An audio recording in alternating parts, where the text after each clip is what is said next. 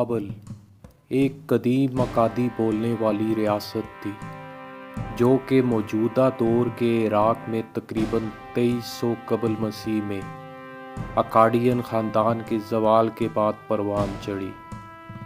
اکادین سلطنت شمال میں اشوریا اور جنوب میں بیبلونیا میں تقسیم ہو گئی۔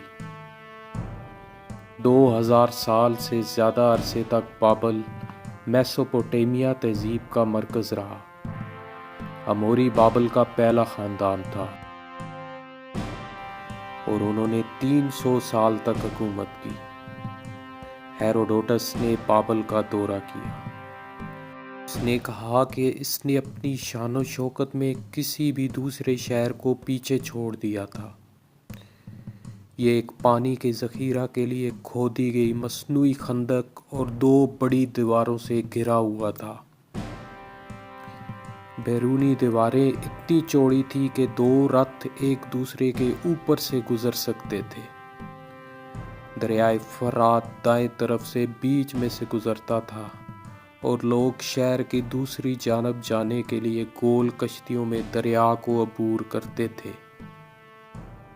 بابل کے 8 دروازوں میں سے سب سے زیادہ چوڑا اور سب سے خوبصورت اشتر دروازہ تھا جو نیلے رنگ کے پتھر لیپس سے ڈھکا ہوا تھا اور اسے شیروں اور بیلوں کی تصویروں سے سجایا گیا تھا۔ یہ ایک وسیع مرکزی ایونیو پر کھلتا تھا جس کے ساتھ ساتھ تہواروں کے دوران عظیم جلوس گزرتے تھے۔ قدیم بابل کی خصوصیات کا ذکر بائبل میں ملتا ہے۔ یہ سب سے پہلے بابل کے نام سے بک آف جینیسس میں مذکور ہے۔ بائبل کی کہانی کے مطابق ایک وقت تھا جب تمام لوگ ایک زبان بولتے تھے۔ انسانوں نے ایک ٹاور بنانے کی کوشش کی، بابل کا ٹاور۔ یہ اتنا اونچا تھا کہ یہ آسمان تک پہنچ جائے۔ خدا نے مینار کو گرا دیا اور لوگوں کو پوری دنیا میں منتشر کر دیا، اور لوگوں نے مختلف زبانوں میں بڑبڑاتے ہوئے کہا کہ وہ مزید متحد نہیں رہیں گے۔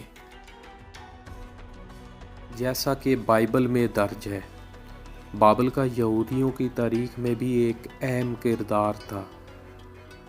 بابل کے سب سے بڑے بادشاہ نیبوکدنیزار نے 587 قبل مسیح میں یروشلم اور اس کے مندر کو تباہ کر دیا تھا۔ اس نے بہت سے زندہ بچ جانے والے یہودیوں کو غلاموں کے طور پر بابل واپس لے گیا۔ بائبل میں دانیال کی کتاب کی ایک کہانی پیش کرتے ہیں۔ اسے بیلشزار کی عید کہا جاتا ہے۔ بیلشزار بابل کے ولی عہد نے ایک دعوت کا اہتمام کیا جہاں اس نے اور اس کے دوستوں نے یروشلم کے مندر سے چوری شدہ پیالوں سے جام پیا جسے انہوں نے برباد کر دیا تھا۔ جب وہ شراب کے نشے میں مست ہو رہے تھے تو خدا کا ہاتھ نمودار ہوا اور دیوار پر 4 پراسرار الفاظ لکھے۔ بیلشزار عجیب و غریب ترین سے خوفزدہ اور حیران ہو گئے۔ اس کے جادوگر اس پہیلی کو حل نہ کر سکے اور اس کی ملکہ نے اسے ایک یہودی ڈینیل کو بلانے کا مشورہ دیا جو اپنی حکمت کے لیے مشہور تھا۔ ڈینیل نے دیوار پر لکھی ہوئی تحریر کا یہ مطلب بتایا: بیلشزار اور بابل دونوں کے لیے دن گنے جا چکے ہیں اور وہ دونوں تباہ ہو جائیں گے، اور جلد ہی وہ تباہ ہو گئے۔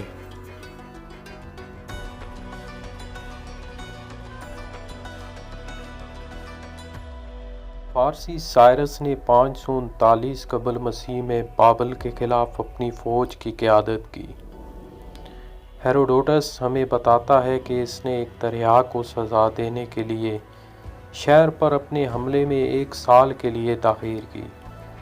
ہاں، آپ نے صحیح سنا، ایک دریا۔ اس کا پسندیدہ گھوڑا دریائے گینڈیز میں ڈوب گیا تھا اور اس کے دھارے میں بہہ گیا تھا۔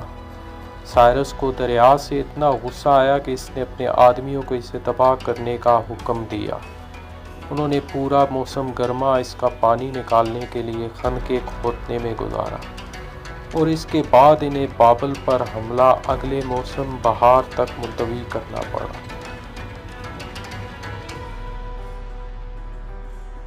اوپیس کی جنگ میں فارسی فوج شہر کی دیواروں کے باہر بابلیوں سے ملی۔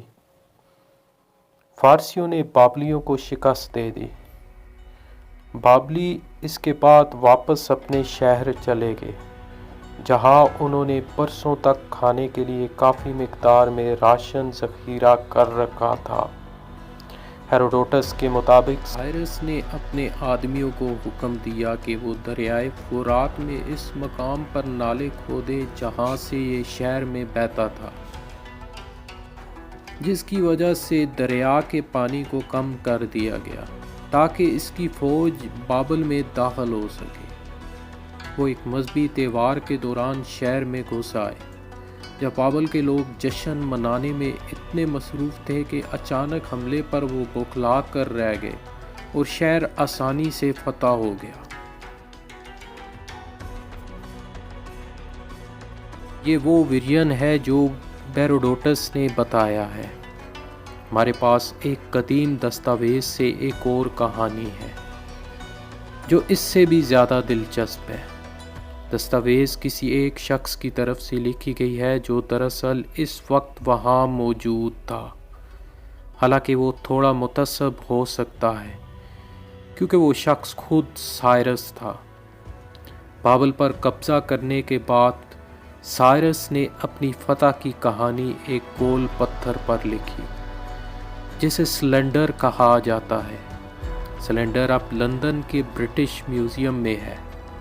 اس نے لکھا، میں سائرس ہوں، دنیا کا بادشاہ، عظیم بادشاہ، زبردست بادشاہ، بابل کا بادشاہ، سمیر اور اکاد کا بادشاہ، چاروں اطراف کا بادشاہ، اور وہ ہمیں بتاتا ہے کہ بابلیوں کا خدا مردوک شہر کے حکمرانوں سے ناراض تھا۔ بادشاہ نابونیڈو نے اس کی عبادت کرنا چھوڑ دی تھی۔ مردوک نے دنیا میں ایک اچھے بادشاہ کی تلاش کی اور سائرس فارسی کو پایا اور اسے بابل پر حملہ کرنے کا حکم دیا۔ سائرس نے اتنی وسیع فوج کے ساتھ کوچ کیا کہ دریا کے پانی کی طرح اس کے آدمیوں کی تعداد بھی نہ گنی جا سکتی تھی۔ وہ بغیر جنگ کے بابل میں داخل ہوا اور لوگوں نے خوشی منائی اور جھک کر اس کے قدم چومے۔ وہ اطمینان سے آیا اور اپنے سپاہیوں کو لوگوں میں سے کسی کو خوفزدہ کرنے کی اجازت نہ دی۔ پھر اس نے دیوتاؤں کی تصویریں ان کے مندروں میں واپس کر دی اور اس نے ان لوگوں کو جو بابل میں رہتے تھے اپنے گھروں کو واپس جانے دیا۔ سائرس نے خاص طور پر یہودیوں کا ذکر نہیں کیا، لیکن بہت سے لوگوں کا خیال ہے کہ آخری جملہ انہی کے بارے میں ہے۔ ہم جانتے ہیں کہ سائرس نے واقعی یہودیوں کو بابل سے واپس گھر جانے کی اجازت دی تھی۔ اس نے یروشلم کے ہیکل کو دوبارہ تعمیر کرنے کا بھی حکم دیا۔ حیرت کی بات نہیں کہ بائبل بار بار سائرس کی تعریف کرتا ہے اور اسے خداوند کی طرف سے چنا ہوا کہتا ہے۔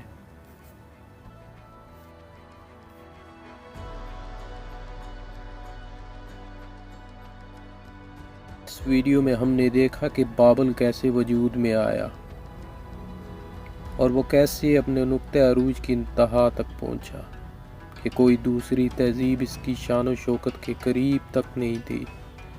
اور پھر ہم نے دیکھا کہ کس طرح خدا نے اپنی نافرمانی پر بابل کے قوم اور اس کی حکمرانوں کو سائرس کے ہاتھوں بدترین شکست دی۔ اگلی ویڈیو میں ہم قدیم بابل کے بارے میں حیران کن اور دل فریب حقائق پر بات کریں گے، جس کی وجہ سے اسے قدیم دنیا کی سب سے بڑی اور شاندار تہذیب سمجھا جاتا تھا۔ ریگولر اپ ڈیٹ کے لیے ہمارا چینل سبسکرائب کریں اور بیل کے آئیکن پر کلک کریں۔